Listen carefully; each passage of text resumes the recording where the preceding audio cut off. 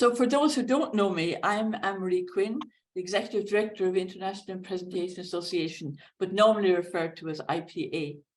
And I'm delighted to welcome each of you from early morning to evening. So thank you for joining us for our webinar, Climate Change and Indigenous Women and Girls, Addressing Intersectional Discrimination and Structured Inequalities.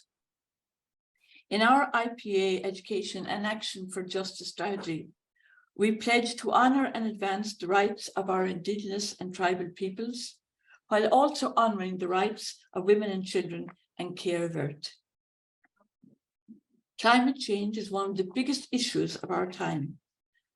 And Dr. Despina Aphrodite Malaki, our IPA NGO representative at the United Nations, wrote in the concept note for this event, climate change burdens all humanity, but not equally. Indigenous women and girls are disproportionately affected by climate crisis because of their high dependency on the ecosystems in which they live. We keep before us at this event that Indigenous peoples comprise less than 5% of world population, yet they nurture and protect 80% of Earth's biodiversity. And I'm very grateful to our sponsors, for who many of them are, most of all are here today, and I thank you all for your collaboration. A sincere word of thanks to all our panelists and to all of you who have joined us. Right, together, we can make a difference. So now I'm just going to hand over back to Dr. Despina to introduce our moderator for this event and also our panelists. And thank you for being here. Thank you, Anne-Marie. Thank you, Anne-Marie. Thank you for your welcome and for your kind words as always. As the UN representative for the International Presentation Association, I would also like to welcome and thank everyone for joining our virtual event today, a parallel event which takes place during the UN Permanent Forum on Indigenous Issues and focuses, as the title indicates, on climate change and Indigenous women and girls and the discrimination that they encounter within this context. Climate change and environmental development. I'm friendly now. Sorry, can you please put your microphone on mute just to optimize our sound quality? Thank you so much. So as I was saying, climate change exacerbates the difficulties already faced by Indigenous women and girls, including political and economic marginalization, loss of land and resources, human rights violations, and discrimination, unemployment, and etc. The panelists of this event will highlight certain manifestations of climate change on Indigenous women and girls, identifying the existing challenges and potential solutions to address intersectional discrimination and structural inequalities against Indigenous women and girls. We're really excited to have you all here today. We will have the opportunity to hear and learn and be inspired by experiences and knowledge shared by our distinguished speakers. Before we begin, some housekeeping rules. I'll have to ask everyone again to keep your microphones muted so we can optimize our sound quality and the experience for everyone gathered here today. I would also like to let you know that we are recording this session, so if you don't wish to be shown or you don't feel comfortable, please feel free to turn your cameras off. I would also like to remind you that this session has a live interpretation available from English and Portuguese to Portuguese and the other way around. So you can click the interpretation feature, that small globe that you can see at the bottom of your Zoom screen, and select the respective language channel that you prefer. I would be remiss if at this point I didn't personally thank my friend and colleague Winifred Doherty and her organization, the Congregation of Our Lady of Charity of the Good Shepherd, who offered to provide us with a Portuguese interpretation and made this service available to you today. Thank you, Winifred, again, greatly appreciated. With that, I would like now to give the floor to Michaela Waite, our youth representative, who will moderate this panel discussion. Michaela has participated in the IPA internship program since February of this year. She holds a Bachelor of Psychology with honors and a Diploma of Languages from Griffith University in Australia. And after her experience with the IPA, she hopes to work in Australia's Department of Foreign Affairs and Trade, specifically in a role related to humanitarian affairs and aid. So, Michaela, the floor is yours. Thank you very much, Despina, and good morning and afternoon to everyone joining us today. We really appreciate you all making the time to come and listen to this discussion, and of course to our panelists for being willing to contribute to it. I'm really excited by the promise of what we will learn today from our experienced and insightful panelists.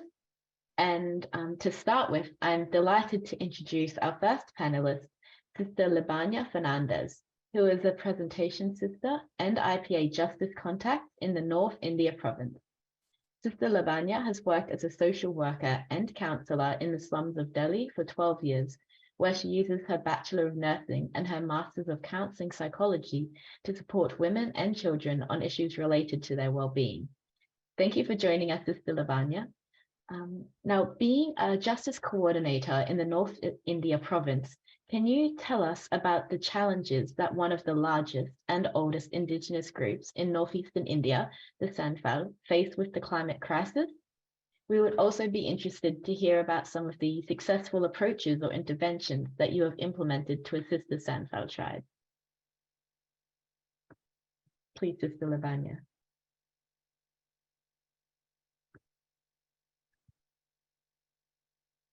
Oh, sorry, you're still muted, Sister. Shall I start? Yes, please, you have the floor.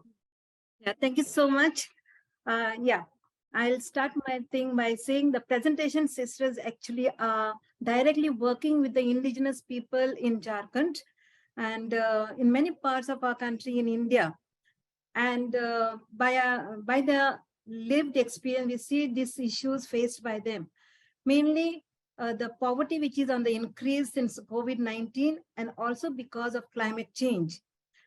Education and literacy rates are very, very low in Jharkhand for these indigenous people, but it is improved a lot along the years. Limited access to health and basic sanitation owing to high mortality rate. And the last one is prevalence of domestic and sexual violence and with the indigenous people. The indigenous in India, but I will speak actually mainly on the indigenous people in Eastern India. I'll concentrate on that. Jharkhand, which is called as the land of the forest, is a state in Eastern India created on 15 November in 2000. Now this Santals, they are called Santals. This indigenous group is called Santals, and they are the largest and one of the oldest group tribes in India. They are spread across Assam, Bihar, Chhattisgarh, Jharkhand, Odisha, and West Bengal. These are some of the states in India. Now, the culture of these people is actually, there are so many tribes actually like Oraon, Munda, Khadia, but I'll concentrate only on Santal group. So the culture of these people is a Chow dance, and Santali dance is one of the dance that is by the Santal group, where we are working as presentation sisters. And it's a dance performed by the Santal tribe during harvest and festival system. And dancing is a part of their life. And it is done on main occasions like for some festivals or for some fairs. Now we'll see a small video on of the dance that is done by the Santals.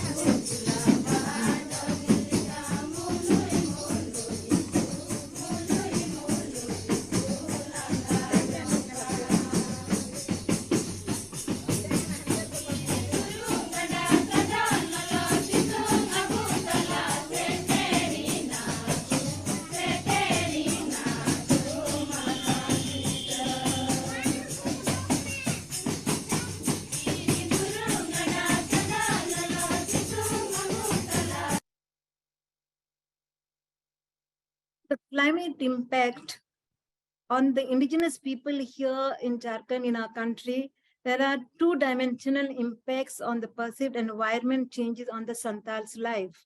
That is, impact on livelihood and also their culture. Poor quality soil is there now because of this. There's no fertility, crop production on rice fields, and erratic rainfall directly has hampered their livelihood. Because of the water scarcity due to drought, and therefore there is irrigation problem for agriculture, and it's a big problem. Here you see a barren land, which I have personally seen when I visited Jharkhand, this area. It's really barren, which was once all greenery. And you see here where our children are there, it is there is water over there, and that's why such a beautiful irrigation and greenery. Then we see the livelihood. We go to the livelihood of these people. The rice cultivation based economy is the fundamental.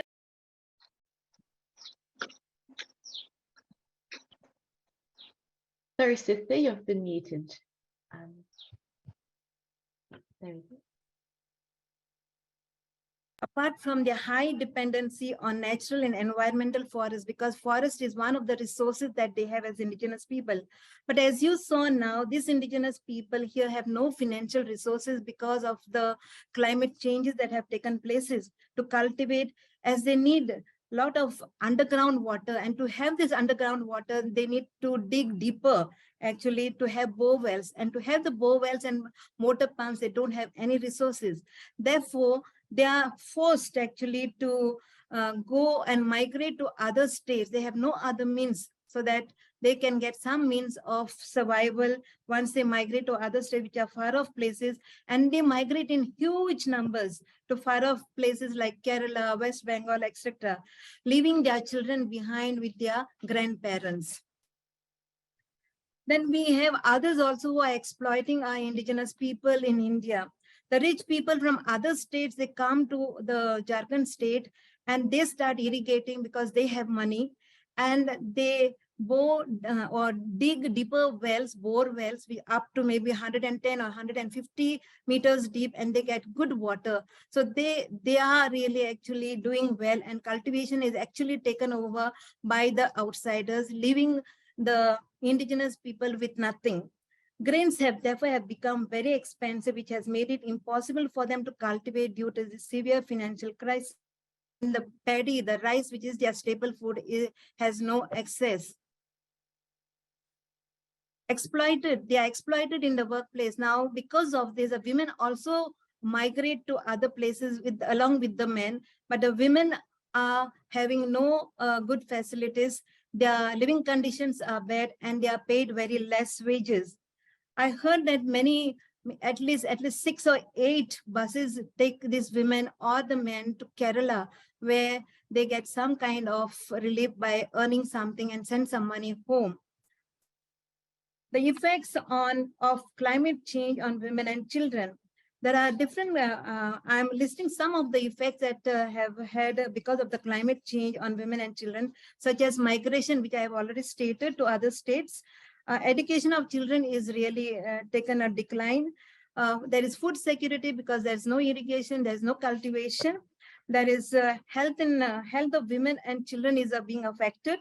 There is economic growth decline and exploitation by other states and all well-off people in the local area. And there is alcoholism, which is a social evil affecting the family lives. Now, what could be the way forward? It is like, I feel that empowering women in agriculture could have a positive impact on climate adaptation, also provide appropriate technology and resources, and this can promote sustainable farming and conservation practices and reduce poverty. Planting trees is also encouraged for the women, and we are doing that wherever we are. Now, the interventions that are done by our sisters where we are, by networking and partnering with other NGOs, is hospitals partnering with other hospitals, getting our children educated through religious people like diocesan fathers and other religious who give facilities for children for education.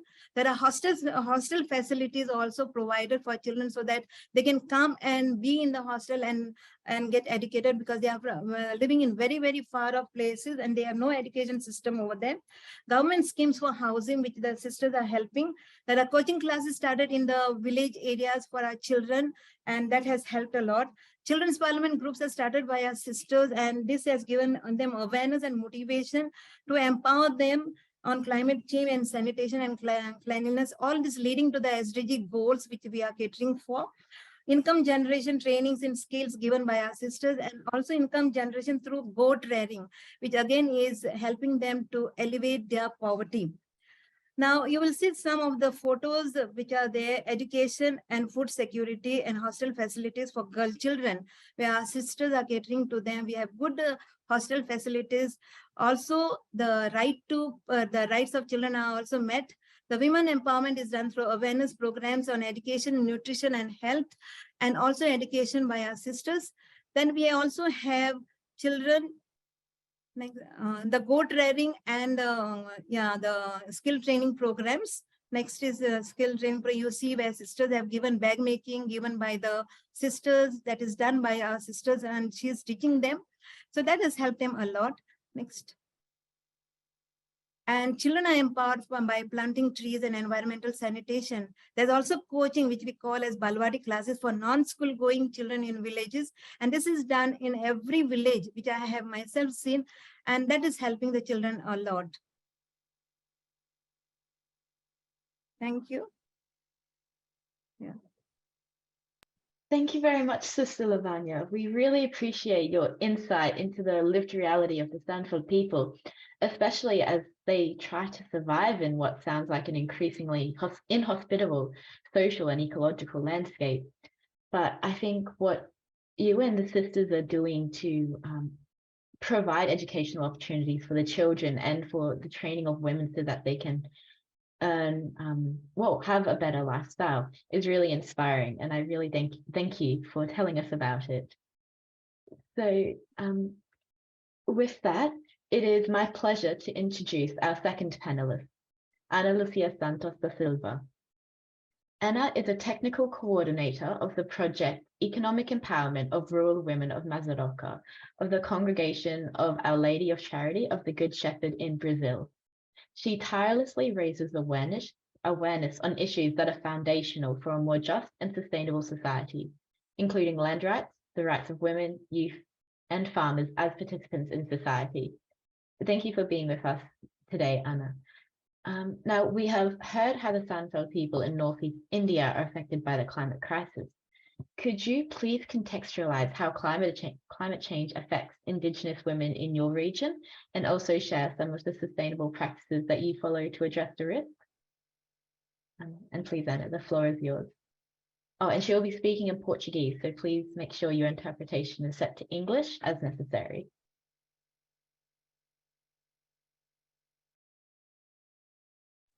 Good morning to all of you. I am Ana Lucia.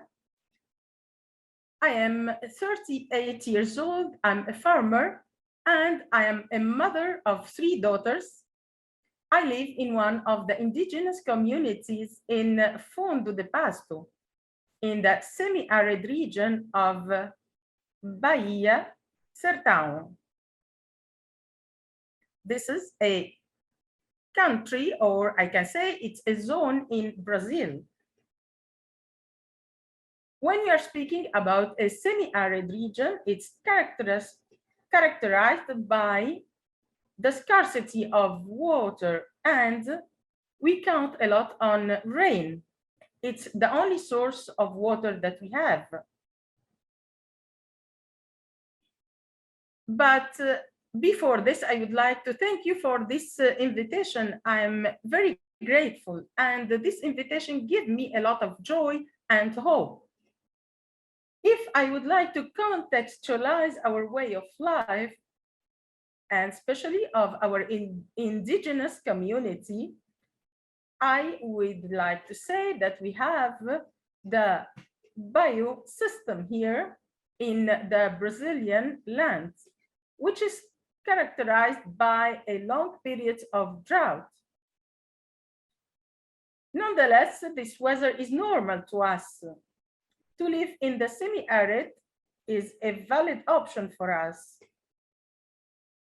We would like to continue our modality and our system of life. I would like to say that our main water source is rain, and this behavior of rainfall is different every year in terms of its amount, of its distribution. But we would like to pass all our legacy to our coming and future generation in order to give continuity to life in our zone. I know that in this journey, we have a lot of challenges. 33 years ago, maybe this region were not existing as it is now. That's why I'm saying that the challenge for us, it's adaptation more than anything else. We have to observe everything, and we have to observe also the context of this region. The livestock, animals, vegetation, climate change affects women directly. And we would like to produce, for example, vegetables and to raise goats, sheep, and birds. For example, in the past decades, rain in our lands would occur with more frequency. But today, we face long periods of drought without rain. So we have to feel more the drought than our parents did. And that's why we have to be more adapted than them.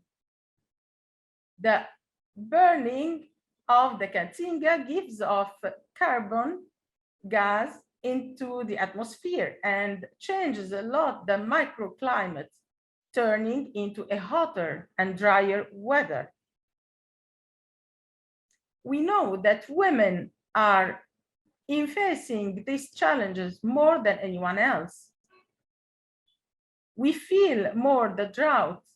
That's why we are looking for new perspective. We are looking for new initiatives with our friends, with our partners. We would like to change our practices and policies to undertake the drought that big farmers use to deceive people by giving alms or building useless constructions.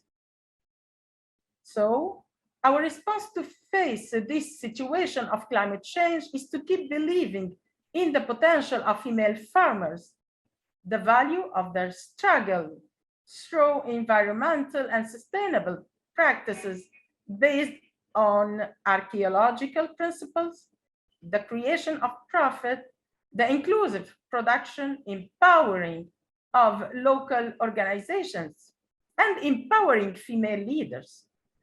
Because the most important thing is to have faith in our existence. Actually, we are struggling against a lot of things.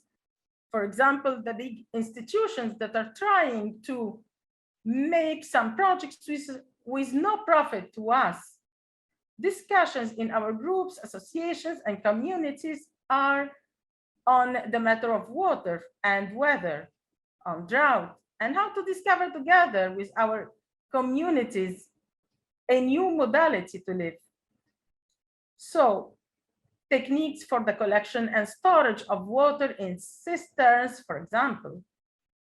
I would like to underline the coexisting in this semi-arid region.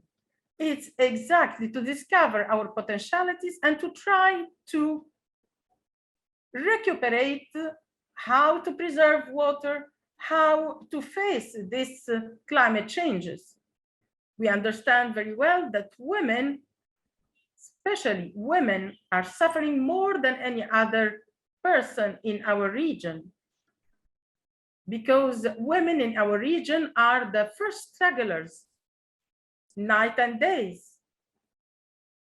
They are trying to do their best in the agriculture, in collecting water, in preserving their families.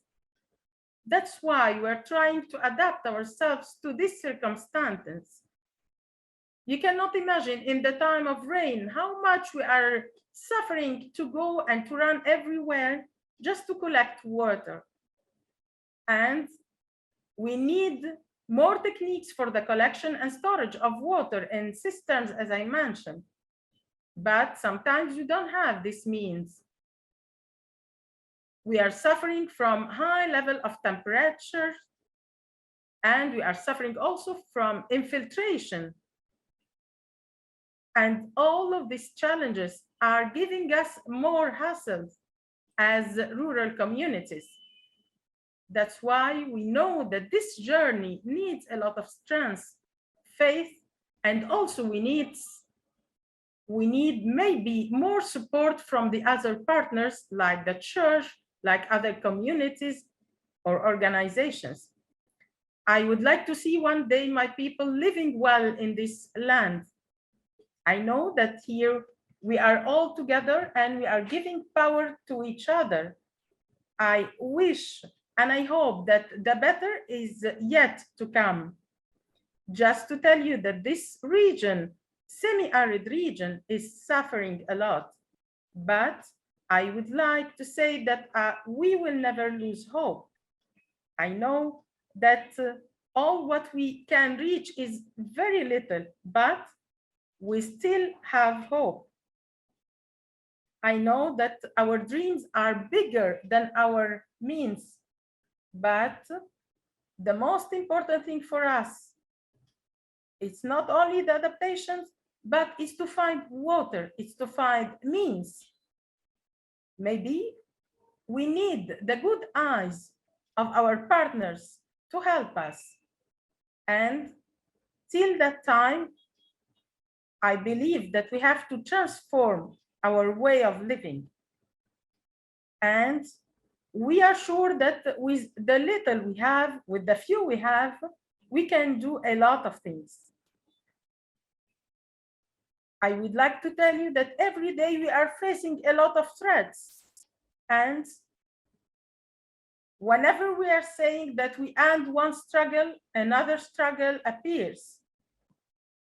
We are trying to appeal for the associations, and especially for the women associations.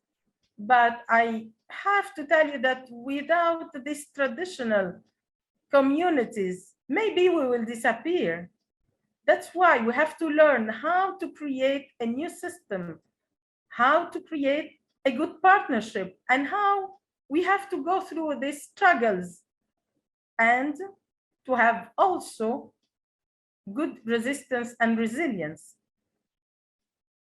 I would like to underline here how important it is to maintain our struggle, how important to get more partners to help us facing our threats and to go on, and usually to choose good leaders. We have to organize ourselves. We have to make more appeals to our partners that have faith in us and in our regions.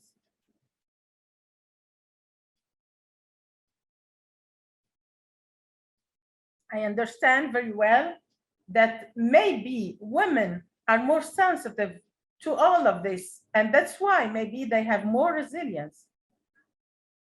But it's very important also to inform all of our communities what is the global heating, what is the global warming, and how we can work together hands in hands to adapt new practices, and how we can give them new orientations and new models so that they can infiltrate them in their daily routine.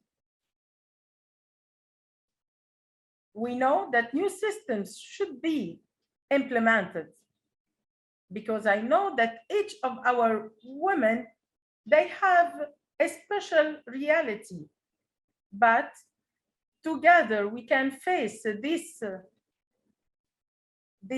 challenges. You cannot imagine when we announced one day that we found some underwater, how we can run all of us with our maybe flacons to get some water. So we have to know the new techniques of collection and storage of water in cisterns. That's why we need someone to take care of us, especially in the technicalities, in the new technology, and maybe in the future, we will face less problems. If not, our situation will be worse. I have to tell you also that women in my region are the responsible for alimentation of the whole family. That's why we are inventing, or maybe we have to settle down a model for the new ecological systems, because you know very well that the most easiest way is to put chemicals in the cultivated soil. But we have also to protect our planet, to protect our soil, to protect our water and our resources. And that's why we are trying to inform the small agricultures and the small farmers how to keep their land and the soil protected. Because I'm very sure that if my neighbor will put some poison on his land, it will affect mine as well. That's why I'm saying that this work is a consultation work, and we have to mobilize all people in all territories in my land to get the good way.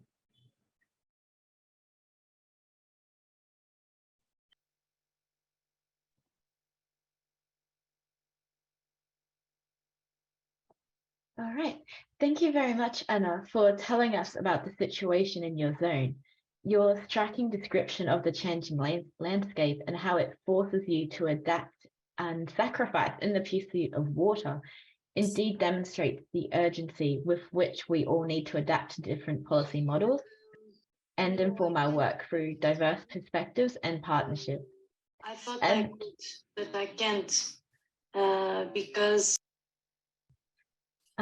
And although, Anna, you said that perhaps your dreams are bigger than your means, I think that this is an excellent benchmark to ensure continuous and adaptive change. So thank you again, Anna. Now, we will be hearing from our third panelist, Jean Quinn. Jean is the Executive Director of Unanima International, the Chair of the NGO Committee for Social Development, and is part of the NGO Working Group to End Homelessness Executive Committee.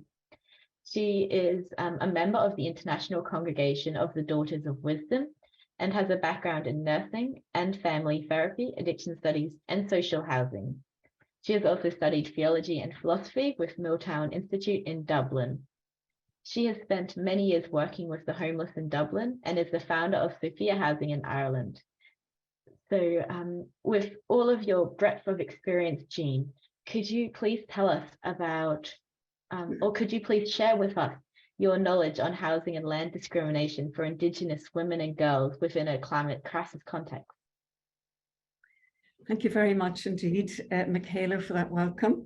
But before I go on, I just want to thank Anna Lucia for her hope that she's holding on to in her struggles. And we're with you on that, Anna Lucia. Thank you. Okay. Well, of course, internationally, treatment of Indigenous women and girls has been a cause of great concern for human rights, including the right to adequate housing. Unanima International states our solidarity with Indigenous women and girls' struggles for security, not only on the issues of housing, but more largely on the issues of land and sovereignty. Excuse me. According to the former UN Special Rapporteur on Housing, Leilani Farah, excuse me, in her research shows that Indigenous peoples often live in inadequate and unsafe housing conditions, with family members doubling up, which is often the case. Then there's the gendered aspect of this, in that many Indigenous populations, women and girls, are further marginalized through social and cultural prejudices. For example, in Kenya, this contributes to women and girls' limited access to land, natural resources, and credit. It's interesting that in 2015, in the publication Best Practice Guidelines for Women, Ending Women and Girls' Homelessness, significant suggestions for addressing gender dimensions of homelessness in the Indigenous context, and they're talking within the Canadian one at this stage. One noteworthy suggestion is to resolve the lack of matrimonial property protections for Aboriginal women living on reservations and revise Property Act so that women can qualify for their own housing, which is also going back to what Anna said just a few minutes ago. Land and country play a critical role in the lives of Indigenous women and girls, because country provides women and girls with a sense of identity, a source of strength, and a place for healing. And that's really important. However, even though Indigenous women are often in the front line protectors of the environment and their lands, as we just heard, they are subjected to unequal effects of climate change, violence, and discrimination. And as a result, we see all the barriers that are there for Indigenous women and girls. The rising financial costs associated with residency, diminishing access to lands, mining, deforestation, extractivism and industries, loss of territorial lands due to climate change, and land disputes. Can I just say too that language also matters. It is essential to recognize that displacement, relocation, and homelessness are the same side of a coin. Even for Indigenous women and girls with stable housing, experiences of forced displacement and relocations from ancestral homelands are a traumatic form of homelessness spanning across generations and family trees. And I think, again, Anna Lucia, you were saying that in your presentation. And again, we're going to be looking at violence against Indigenous women and girls, because homelessness and safety from violence are inseparable.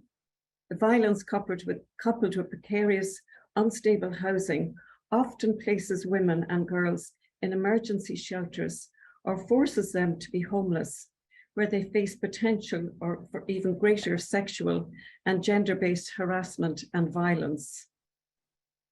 So my plea is that significant investments in safe, affordable housing, infrastructure, services, and supports are necessary, not just the one approach to this issue.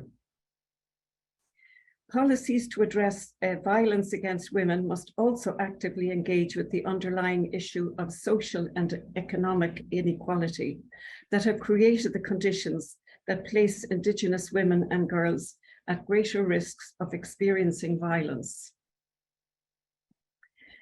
I think one of the important articles in the Declaration on the Rights of Indigenous People is Article 21, which states that Indigenous peoples have the right to determine and develop priorities and strategies for exercising their right to development. In particular, Indigenous peoples have the right to be actively involved in developing and determining health, housing, and other economic and social programs affecting them, and as far as possible, to administer such programs through their own institutions. And again, it's back to what Anna said, really don't talk about us without us, and let us build back better. In the second article, Article 19, states shall consult and cooperate in good faith with the Indigenous peoples concerned through their own representative institutions in order to obtain free, prior and informed consent, excuse me, before adopting legislative or administrative measures that may affect them. And I think that Article 19 is really important to all of us. Again, don't talk about us without us. Here we go. And so, of course, we're going to look at solutions, as you suggested to me. And I've been asked many, many times, does Housing First approach to homelessness attempt to reduce the barriers to permanent housing for Indigenous women and girls fleeing violence? Has it been fully explored? And I possibly think it hasn't been, because I think for this model to work, it needs to offer various supports in addition to housing support, like extra safety measures, income support, most definitely trauma-informed support, transitional housing, and then the most important one for me, culturally relevant services for Indigenous women and girls. I think that because one size just does not fit all. It's not a good model. And I think the Housing First model of looking at housing, its success relies on adaptation. And I think that's really important.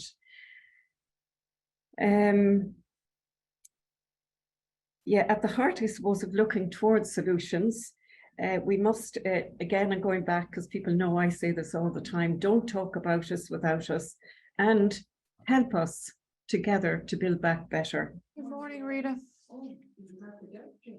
Yep. So our recommendations are This morning, so. Okay. A definition of homelessness, and we're in the process at the moment of reviewing the resolution 2020 resolution on homelessness, 2021, December 2021. I shouldn't forget that, because I think it needs to be inclusive, and inclusive where Indigenous people are concerned. Better designed housing and housing affordability, policies, programs and services to focus on prevention and early intervention. Location must not be cut off from employment opportunities. We often house people away from where they're going to earn their daily bread. Recognise and respect Indigenous distinct culture, history and language. Ensure that Indigenous people have equal rights in respect to effective participation in public life.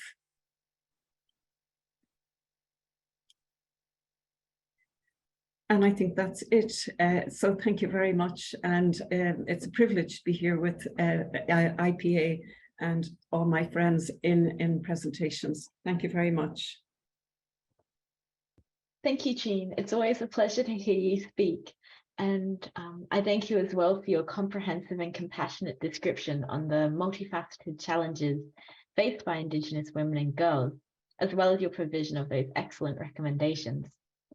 I think, considering all that we've heard today, it is very apparent that, consistent with those articles you cited, Indigenous women and girls need to be actively included in discussions so that action taken is tailored to the unique needs of specific regions and Indigenous populations, so that nothing is excluded from considerations. So thank you very much, team. Now, part of our event today includes a video that was kindly submitted by Sister Lucy, a presentation sister from Zambia, which describes the impact of successive natural disasters on their community via the testimonies of herself and several Indigenous community members. Despina, if you could please start the video. Thank you. I am Sister Lucy, a presentation sister living and ministering in Zambia with the Indigenous people of Western Province. These Indigenous groups include Losi, Luale, Mbunda and Ngoya tribes. We would like to present to you today how climate change has affected our Indigenous women and girls and how they face multiple forms of discrimination in accessing resources and face multiple inequalities. These women and girls totally depend on the ecosystems in which they live. When the ecosystem is disturbed, their economic, social, cultural, spiritual activities and health are affected. Let's have a look at the current situation of these people who are affected by climate change this year.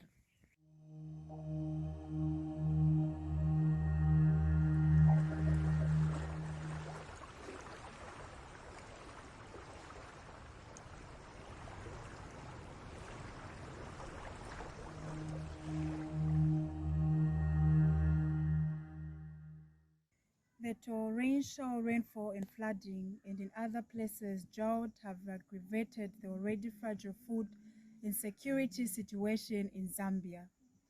Fish farmers have lost their livelihood as their fishes were washed away by floods. It has also increased the risk of illness through increasing temperature. Climate change has affected the health and well-being through the impacts of extreme events, worsening changes in the spread of infectious diseases due to lack of clean drinking water, insufficient food, and lack of basic needs like secure shelter, clothes, etc., etc.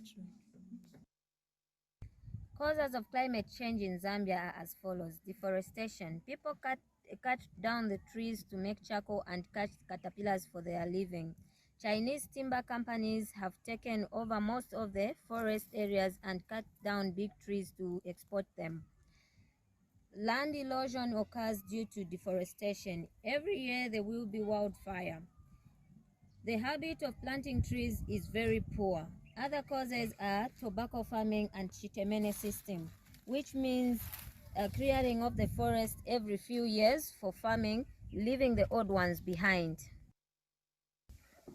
The health impacts include illnesses like diarrheal diseases in children, outbreaks of cholera, especially among people with low incomes who are living in affected areas and have unsafe drinking water. Children and pregnant women are at higher risk of health problems related to the effects of climate change, such as malnutrition, malaria, anemia, and maternal and infant mortality. On behalf of the Indigenous women and girls, I, Judith Mukelawa, stand before you presenting the problems faced due to climate change and heavy rains. Because of climate change, many of our homes are washed away because of floods, and we are deprived of safe drinking water, good food, and housing.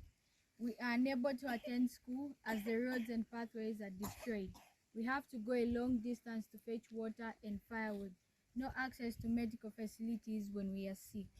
Girls face a lot of inequality as we have to do many house chores, and this affects us to have less time for studying.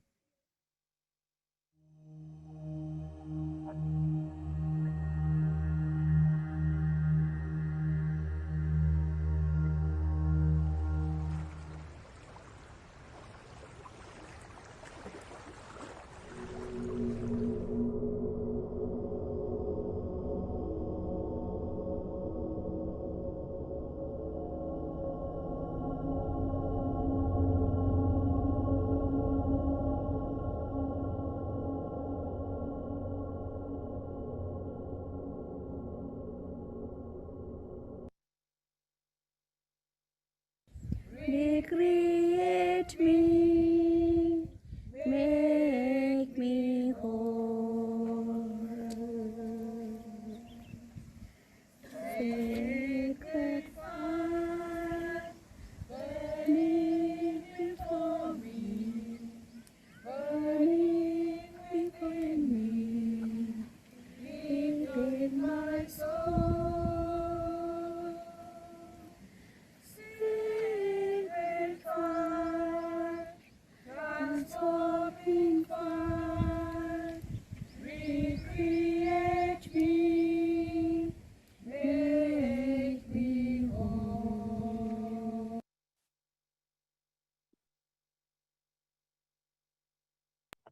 All right. As you can see, this video really emphasizes the way that ongoing environmental devastation compounds and exacerbates existing issues within these communities. And whilst it's very hard for us to imagine the toll that these polycrises would have on these communities, I think I would also like to emphasize that the resilience of these communities is unparalleled, and I think we should really applaud that. And I also appreciate that we were able to hear the voices of so many Indigenous community members, which add nuance to our discussion. Now, I welcome the insight of our next panelist, Brother Kevin Corley.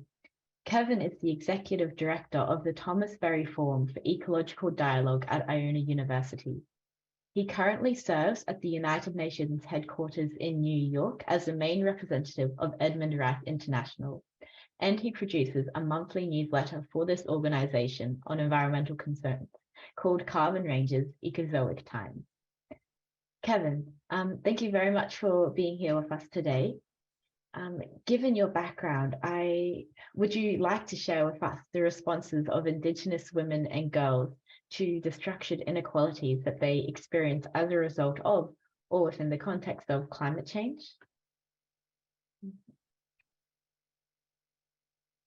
Please, you have the floor, Kevin. Thank you, Michaela. And thank you all for this opportunity. I am humbled and kind of almost sent into silence by what I have just witnessed, particularly as we noted, the resilience of the folks who are being described and also the testimony of people who are in those circumstances. My presentation has to do with my perspective, which is from the UN side of things in terms of, I say, the view from 30,000 feet almost. It's a little bit more abstract, but I think it might be helpful to look at. So I'm going to put myself into a slideshow here. And I have to share a screen.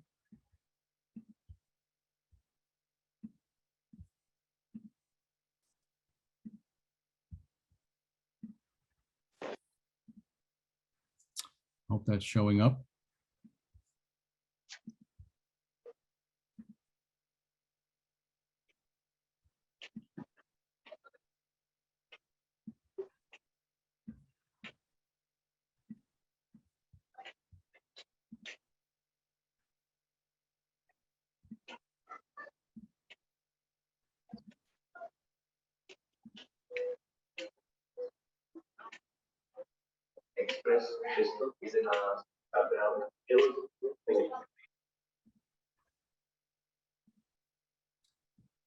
So our section here is talking about, in the context of the Permanent Forum on Indigenous Issues, which is happening this time at the UN. And one of the things we noticed in terms of responses to structured inequalities is the response in a number of places by a lot of young women, but particularly we have to keep in mind some of the structural inequalities are going to be hard to overcome. And that's one of the problems we're facing. Inequality, first of all, 8 men own the same wealth as the 3.6 billion who make up the poorest half of humanity. This is a disturbing fact of life right now, and there isn't a lot we can do about it, but it's worth keeping in mind as we're going forward here. The goal number 5 in the SDGs, achieve gender equality and empower all women and girls, is pushing up against that factual note that we just had. And we also know that we want women in leadership positions. Women make up half the population of the planet, but right now there's only about 25% participation in the world's parliaments. And if we keep this pace, it'll take another 40 years to get an equal representation. So we are behind schedule, certainly, on that question. We've all heard this morning about the question of water scarcity, and generally speaking, sadly, water scarcity, the burden of water collection falls on women and girls everywhere. This is a picture of the drought in Kenya. We've heard about the drought in Zambia and the floods in Zambia and the drought in other places, certainly in Brazil. Here's what the situation looks like in parts of Kenya now, where the water is so hard to get, you have to really go down pretty far. And of course, sadly, in this photograph, it's the woman who's down in the hole getting the water for the animals. Another sad UNICEF fact of life, 1/4 of all the world's women alive today were child brides. That's a difficulty that needs to be examined and overcome. Now, there are some signs that we have to be, I think, encouraged to see. This is a photograph of 2 women in South Africa, Makoma Lakalai and Liz McDade. They built a broad coalition to stop South African government's secret nuclear deal with Russia in They won the 2018 Goldman Prize. So in a sense, it's the regular folks, and certainly in this case, a local woman and an indigenous woman partnering to push back against the forces that were now threatening their way of life. And it seems that they were recognized because the Goldman Prize is kind of like the Nobel Prize for those working on behalf of Care of Earth.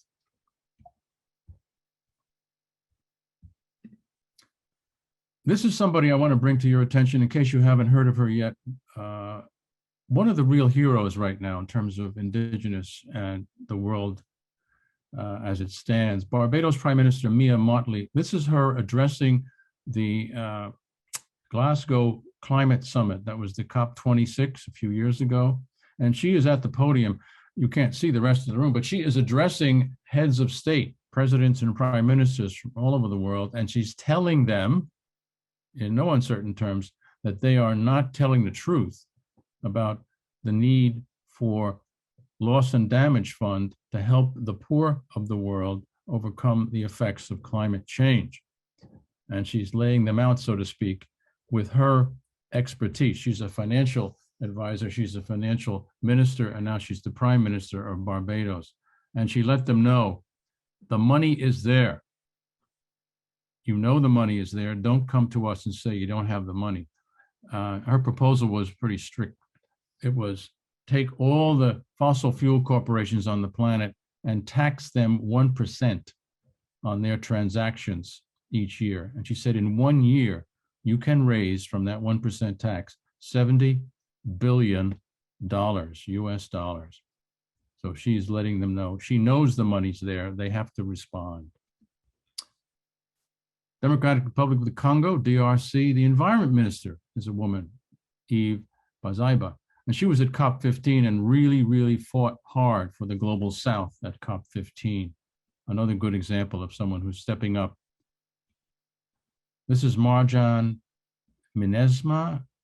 She took the Dutch government to court and for the first time beat the government in a court battle, requiring them to enact measures against climate change. So Marjan was a pioneer in that work, and she's also a winner of the Goldman Prize, another strong woman ahead.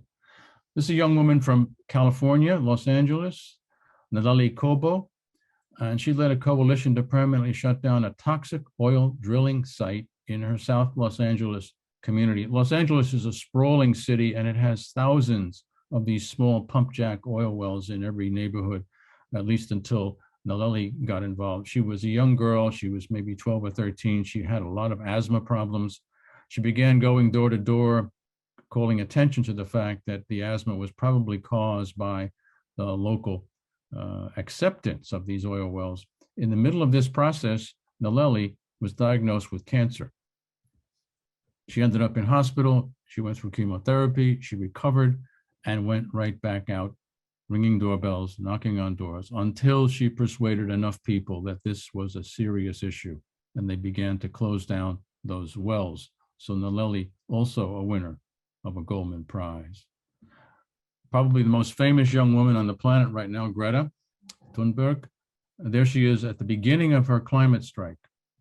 Fridays for Future, the climate strike at the Swedish Parliament, all by herself to begin with, and now a world figure. Another impressive young woman, Lauren MacDonald, a Scottish girl, climate justice activist. Here she is on the stage at a TED event, and she's chastising the CEO of Royal Dutch Shell Oil Company. And she's calling him out for the terrible behavior of Royal Dutch Shell and their pretend greenwashing attitude. And she called him out on a number of counts. He did not answer her questions, and she left the stage, but she made her point that she will not be intimidated by these powerful men.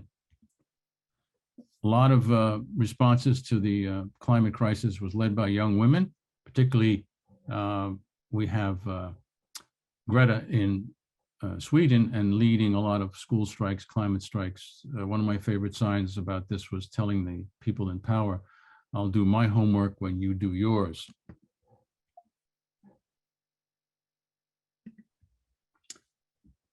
Global South has some heroes. This is Elizabeth Gulugulu. She's an environmental scientist, a climate change activist from Zimbabwe, recently voted as one of the top 10 young African conservation leaders. This is a bit of a lineup. We see Greta in the photograph on the left. Next to her, Vanessa from Uganda, Dominika from Poland, Mitzi from the Philippines, youth activists across the world. It's not lost on us, of course, that most of these are young women. So thank God that young women are so fearless.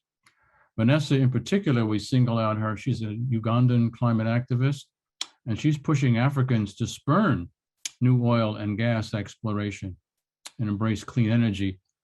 She said, if you want to call fossil fuels a bridge for Africa, then let's please be accurate. Fossil fuels are a bridge to nowhere. Nakata is only 25, but she said at a trust conference recently in London, we cannot eat coal, we cannot drink oil, and we cannot breathe gas. This young woman, Shia Bastida Patrick, is someone I know in New York. She's Mexican climate activist, indigenous of the Otomi community. Her father is at Union Theological Seminary and has been working a long time for indigenous rights, particularly in recent days and recent months on the question of the doctrine of discovery. Her father presented Pope Francis with a petition about 2 years ago to begin to work on that question. Recently, the Holy Father has agreed for a repudiation of the doctrine of discovery, a wonderful event in the life of the church and indigenous. Shia is one of the major organizers for Fridays for Future in New York City, a leading voice in the indigenous and immigrant visibility and the climate activism. She's just a young woman. She's now, I believe, a second-year student at Pennsylvania University. Our youngest climate activist, Lysipriya from India, there she is in front of the White House in Washington, 11-year-old environmental activist from New Delhi. So there's no block on age in terms of getting activated and pushing back. And then the photograph here of a young woman in Kenya in a classroom, part of a drawdown project. Drawdown is a group that's trying to show you ways to bring down the carbon in the atmosphere and reducing the impacts of climate change. And one of the things they did was list 100 of the best ways to reduce the impact of climate change. And the usual ones of wind and solar were there, and ending fossil fuels. But surprisingly, number 6, in terms of reducing carbon in the atmosphere, educate the girl child. So we can certainly keep that in mind as we go forward. Thank you very much. Thank you, Kevin, for providing that the invaluable perspective of the United Nations and the women you've represented today. The fact that so many women are taking action and making their voices known inspires a great deal of hope for the future, and I sit in awe of what they've already accomplished. Now we will be hearing from Sister Arlene Fernandez Lobetana, a Holy Spirit missionary sister of Vivat International. As a registered nurse and religious educator, she has been involved in the healthcare and education ministries of the congregation, and she currently serves as the coordinator of the Holy Spirit Mangan Mission, where she works with the Bangon and Buhid tribes of the Mangan people in Oriental Mindoro. Now, for the past 3 years, you have been working with one of the many indigenous peoples of the Philippines, the Mangans. Can you share with us some aspects of this journey? For example, how this indigenous group experienced their culture within the climate crisis context, and how their everyday life has been impacted by climate disasters. Thank you. Good morning. And I'll just share my presentation.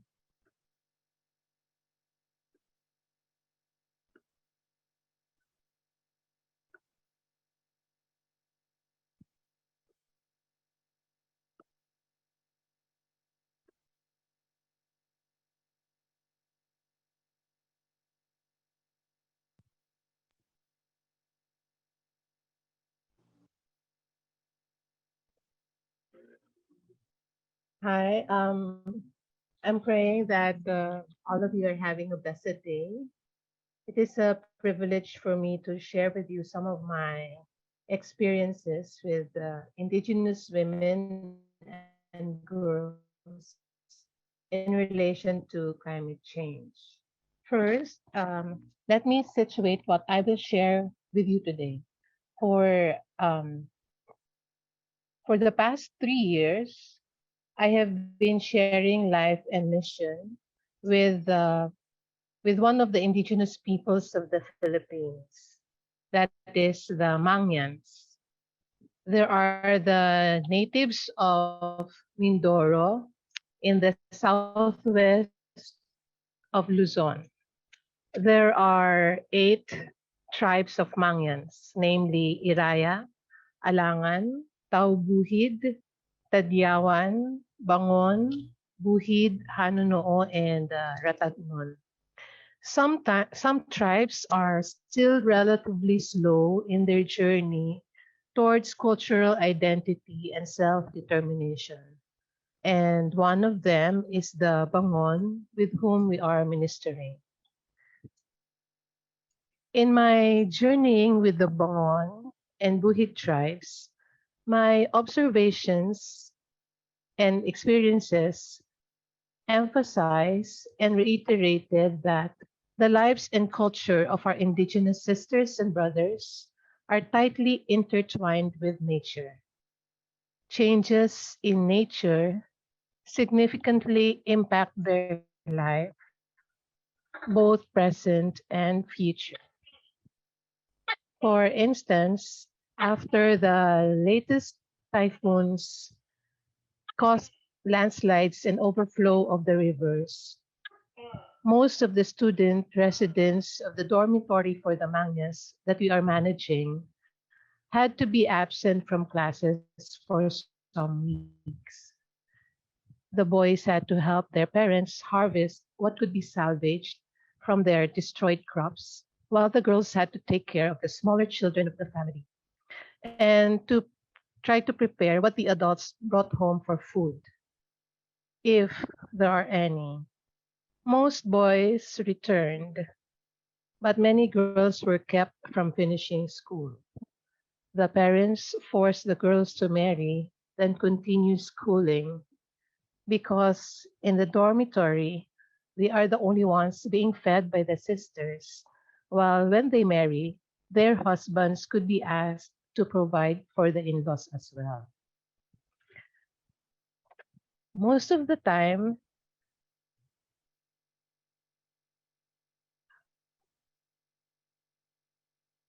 they can go on with only 1 or 2 kinds of crops for food: green papaya, sweet potatoes, or taro. Although there are crops during better times, they will still choose to eat these because they are cheaper to sell. However, after natural disasters or calamities, even these become scarce. Because of this imbalance in their diet, they are unhealthy, especially women who almost experience complications during pregnancy and childbirth. 2 out of 10 die during childbirth, while 5 out of 10 die shortly afterwards. They often say that changes in the seasons and weather have changed drastically, and they already find it difficult to plan agricultural activities. They usually stay near the river because this is one of the ways they transport their crops to be sold. However, recent rainy seasons and typhoons that caused so much flooding, changes, and sometimes move the rivers that they need to also up and move their families and households. Most of the time, further up the mountains, where healthcare, education, and other services are more inaccessible. So, this is how they transport their crops. They put it on the interior of tires and they let it float along the downstream along the river. Recently, we discovered another effect of the changes in the Mangyan's way of life brought about, although not solely by the impact of climate change. Climate change has also compromised the habitat of endangered species. The context, the government has built reservations to protect the tamaraws in the context of East Mindoro. In our context, encroachment, the government has started to infringe on the ancestral land of the Mangyans, making their sources of livelihood more scarce. Women and girls do not solely experience these effects. However, they are the ones who are most affected. The Bangon and Buhid tribes are patriarchal. While it is true that women and girls experience political discrimination and are likely to not get hired when they look for work, I have yet to witness or perhaps understand that it is directly related to changes in nature. Aside from this, Mangyans, especially the Bangon and Buhid, considered the least among the 8 Mangyan tribes, still struggle for their ancestral land, experience human rights violations, and endure discrimination and inequalities on top of what they experience as effects of climate change. Thank you. Thank you, Sister Arlene, for telling us about how the climate crisis impacts the daily lives of the Mangyan people and their expression of culture. It's sobering to think of the challenges that they have to face as a result of these systematic discriminations on top of the effects of environmental degradation and devastation. So thank you very much for this perspective. A pleasure. Now, I would like to introduce Dr. Fadila Green. Dr. Green is a senior advisor to the Director of the Department of Foreign Affairs in Cabinet and the former Director of Family and Social Affairs to the Department of Humanitarian, Cultural and Social Affairs at the Organization of Islamic Cooperation. She has also served as Head of Research and Head of the International Bureau of Consultancy and Training at the University of Malaya in Malaysia, where she has received her PhD in Islamic Culture and Civilization. Dr. Green, what are some of the, well, thank you for being here, first of all, but I would like to ask you, what are some of the efficient policies or approaches that your organization, the Organization of Islamic Cooperation, has implemented to ease the suffering of young Indigenous women within the climate change context? Please, Dr. Green.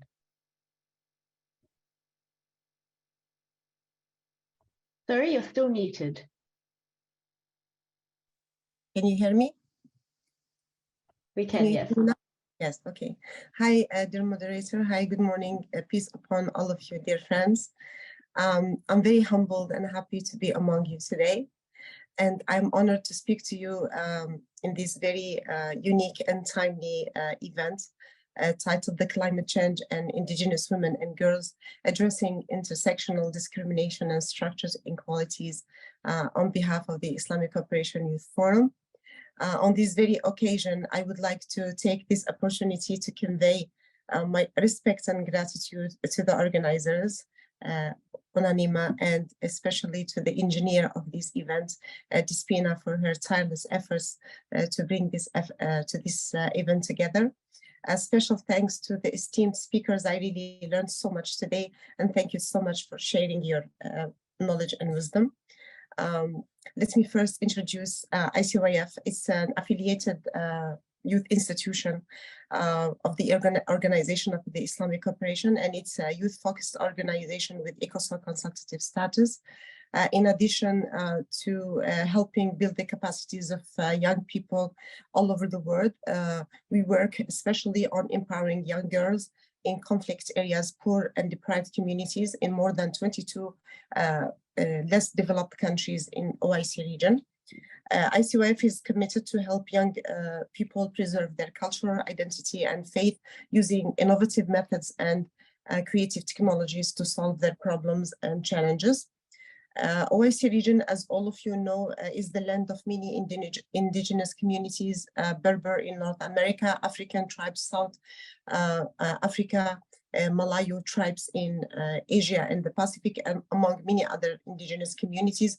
And most of the natural disasters and the wars, unfortunately, are in the OIC geography. In fact, 80% of the world conflicts are in the OIC geography, as you know.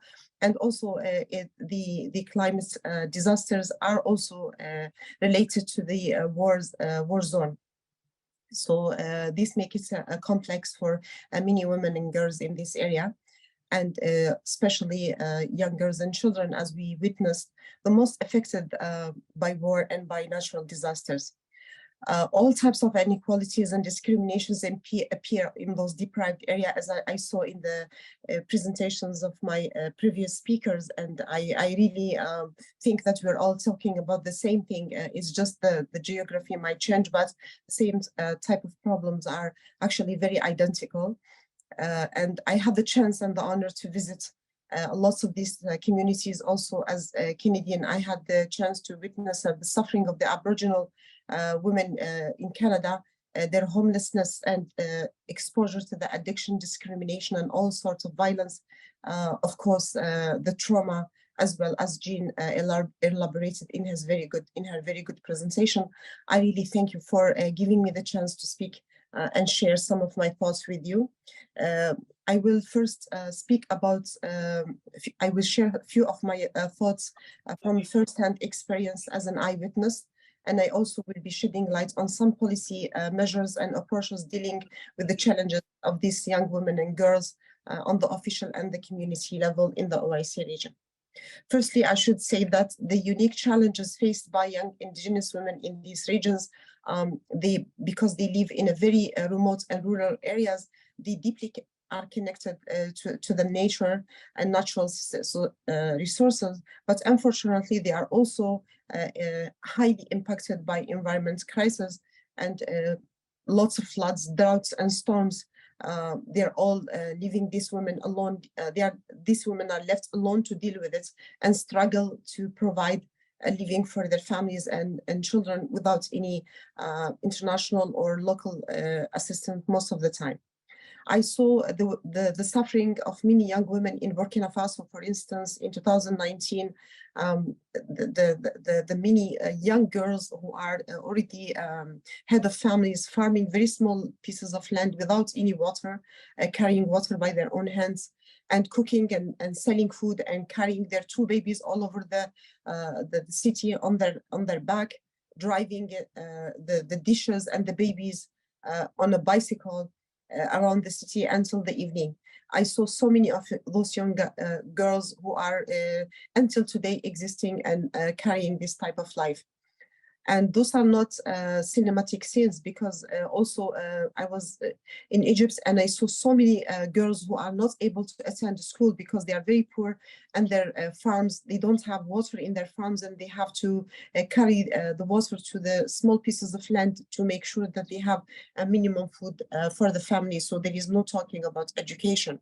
The same thing is in Somalia and in Sudan and so many other places afflicted by disasters and wars at the same time. With the damage caused to their homes and their crops, they are living without any access to basic necessities, as my other speakers said: no clean water, no food, no medication, no health care. And we should keep in mind that we are talking about women who are who inherited endurance, patience, and they are hard as the natural disasters, and they are fighters, and despite all that, they continue to exist. However, I think the last is to provide the humanitarian help to ease their suffering. And from the OIC side, with very limited humanitarian funds, OIC institutions are trying to apply some policies and measures to help these women, and especially from the ICYF side. So the natural disasters, when striking, like the case right now in Turkey, when we had the February 2023, 11 cities were afflicted by earthquake, and after the earthquake came floods. And most of the women were afflicted, not only the 11 cities total destruction, but also farmers and farmings.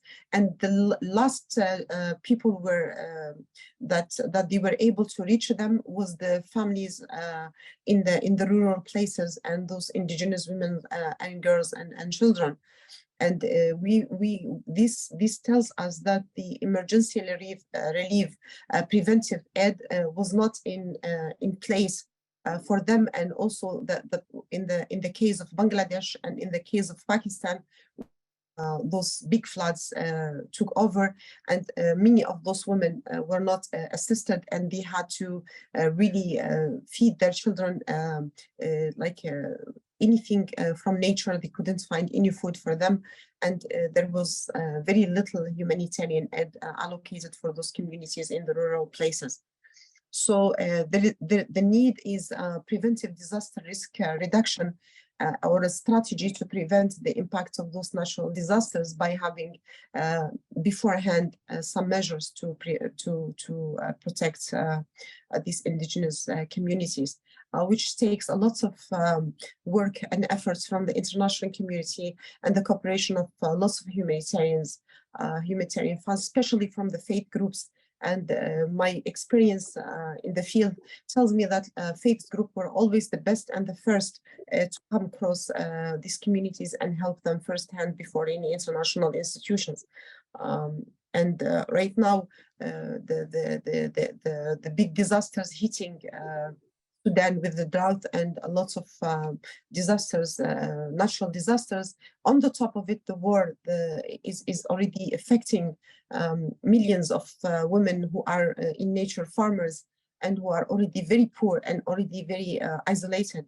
And the world is still not even getting there to talk about the humanitarian aid. They are just talking about how the war can stop. So the world is actually tribulated, and lots of disasters are taking place in those rural areas, and there is no voice coming from them because they are suffering silently.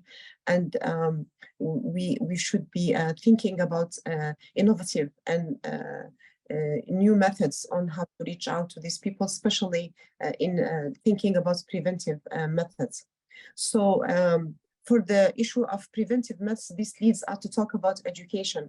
ICOF was thinking in the last few years, especially after the COVID pandemic, that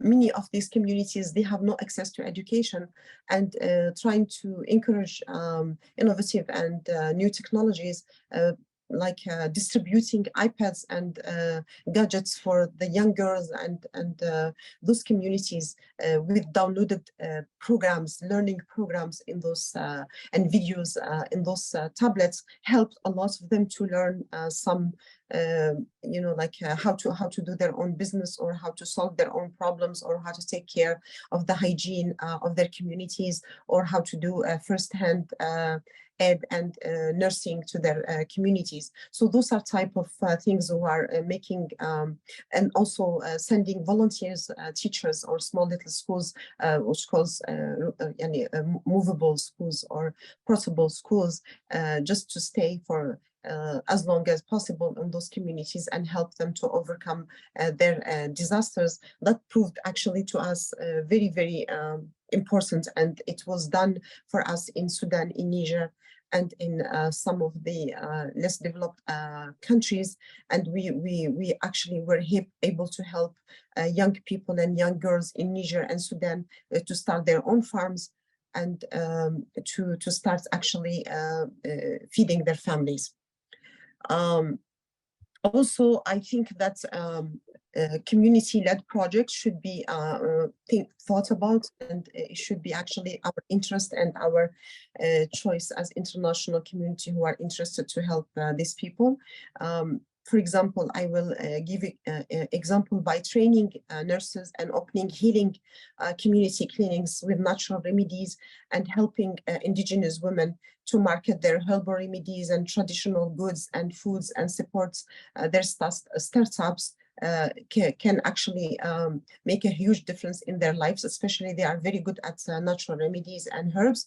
And in Algeria and Tunisia and Morocco, for example, lots of indigenous women are now opening their small factories of making their carpets and selling them to the international community. That brings some actually currency and help them make a living to their communities. And those little small projects actually are sustainable and are very good to help these women in this community. Also, I think one of the things that can be done is make these women heard. And I really like the presentation of the speaker before me. He shed light on those heroines who are doing what they are doing. I think we need to bring more voices of indigenous women to the table and give them more representation and give them the chance to speak up for their communities and be part of the decision making. Some of them are stopping actually disasters, and some of them are really being hard on policymakers, making them take the right decisions. And this is a really great thing to happen, and I think we need to encourage more of it. And I see more entrepreneurship solutions are going to be helping these women by probably small little funds and humanitarian aid. They can start on their own business and also learn the new methods and technologies onto how to solve the farming and the harvest issues on their own, so they don't have to rely on their governments or local authorities. There is so much traditional knowledge that should be valuable and should be shared internationally from these indigenous women and indigenous communities. I think it's time also to look at it as something to be shared with, which gives some income to these women and communities. And probably I was thinking that I just read not maybe 3-4 months ago that there was a school in one African country that they were doing some translations to some old books and some old wisdom books and publishing it for those women, and make sure, especially elder women who have stories and narratives that are very actually deep in them, and they make a living out of that as well. Anyway, there are so many things that can be done, but I think policymakers can make a difference. However, the international community, especially the faith community, I look always up to them, that they are the people who always are able to put hands together and put help together for these indigenous communities. And I am so happy that I am part of this platform to express the resilience and the thrive of these great women. And I give tribute to all of them for their actually bravery and strength and endurance. And I give you also tribute for organizing such a wonderful event. And I thank you so much for giving me the floor. And I tried to keep it short. I hope I give a few ideas there. Thank you very much for giving me the floor. Dr. Green, thank you so much for not only highlighting the plight of Indigenous women and girls throughout the world, but also for emphasizing the effectiveness of and the need for community empowerment as a way to help alleviate the suffering that is so widespread. And I particularly liked how you emphasized that the need for cementing the ongoing importance of traditional knowledge in the fight against climate change. So thank you. Now it is time to introduce our very patient final panelist for this event, Kieran Taylor. Kieran is the co-founder of the Taylor Adepoju Group, a social enterprise with the mission of educating children and families on nutrition and fitness empowerment and sustainable living. She was an adjunct professor at St. John's University in the Department of Government and Politics, and she has also worked in civil society at the United Nations for over 4 years. She received her Master of Arts in International Relations and an advanced certificate in International Law and Diplomacy from St. John's University, and is currently pursuing a PhD in Political Science at Syracuse University. So Kieran, based on your extensive experience, how would you approach research and advocacy from academia and civil society on inequalities facing Indigenous women and girls in the climate change context? Thank you, Kieran. For having me, and to Dr. Despina Aphrodite-Milaki for the invitation and all the support in the research that I've been doing. So I will go ahead and share my screen. And as the last person, I would really try to keep this as brief as possible. So my colleagues have really done a great job establishing through case examples and global lenses, the vulnerability of females and Indigenous groups respectively to the effects of climate change. And some other colleagues have highlighted the need for actionable projects and for community-led projects as well. So I'm glad to just share here a social justice approach to research and advocacy. How do we conceptualize this? How do we formulate this, especially in the context of climate change? And I think everyone here today can commit to a human rights and social justice-based approach to disrupting structural inequalities, and that we must also work together to improve our methods and to be equitable as we try to address injustices in just ways. So in the context of climate change disasters, what I really suggest is this social justice approach. And I'll begin by defining it. There's a lot of definitions of social justice out there, but this is my personal definition that I like to refer to. And so I claim that social justice is the actualization of equality within a society stemming from education, culture, and supportive institutions, policies, and programs. So if you take this definition, there are three things that I argue as a consequence. The first, that research can be an avenue to social justice. So social justice, as described, is an ongoing process and it's a goal. And we know that we haven't arrived at where we want it to be yet. So from that, there's also the fact that researchers can commit to pursue social justice. And in fact, we should. So organizations and researchers have to be mindful about their positionality, behaviors, and approaches, and commit to reform those when necessary. The third part is that research can't stand alone. The results should be disseminated and strategically utilized to actually come into education, culture, institutions, and the like. So us in civil society, we really want to help out with these issues. And I think it's very clear that there are so many salient issues that are affecting Indigenous communities and females. So the first part here of a best practice for research and advocacy is to really just listen to Indigenous voices as they direct the issue salience. So we've heard talk about flooding, droughts, and other climate events and processes that are causing problems. So we want to respond directly to that. I think it's important to consider decolonization and social justice as conceptually relevant to what we are doing here in civil society and to try to aim to commit to those things. The third thing is that invitations and partnerships are key. Civil society organizations or other researchers should ask, will the research be a burden to the community rather than a help? And has the work already been done?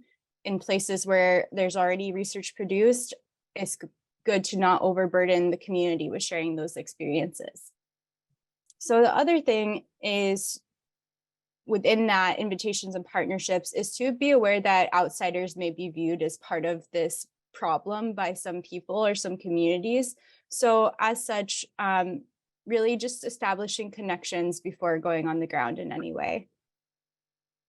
Continuing, organizations should practice organizational and researcher advocate positionality and reflexivity. So what I mean by this is checking on the assumptions that are brought by the researcher and also being aware of kind of the background and how that might impact the relationship. So for civil society organizations based in religious principles, there may be a history of colonization there that needs to be openly discussed in order to move forward in a healthy partnership. Moving on, in assessing the benefits of participation for Indigenous peoples or females, a seat at the table may not be enough, meaning the organization should consider, can you offer compensation, co-publication, or a sustainable partnership? And if not, maybe consider that there's some dangers of sharing and activism from those participants and also emotional tolls that will happen. So moving on, for fieldwork specifically, it's so important to be conscious of linguistic endangerment. And from the research perspective, it's really important to know that there can be language barriers that are barriers to conveying knowledge. So in this case, it's important to partner with translators who can conduct interviews or focus groups in the native language whenever possible, also for comfort. And then also for researchers to make an effort to learn at least some of the basics of the language and to put forth effort in the cultural exchange process. Moving on, I suggest connecting your work to global goals and agendas with practical applications, as Unanimum International has done in the past with using the SDGs as a lens for analysis. It's a great way to kind of organize findings and also to present them to people who can be mobilized to act on those findings. Next is to seek out research oversight and accountability for your work. And this is because NGOs in particular don't have to go through an institutional review board. So it's really important to actually seek out that oversight and accountability, develop ethical processes, and consult other organizations about what you're doing as well.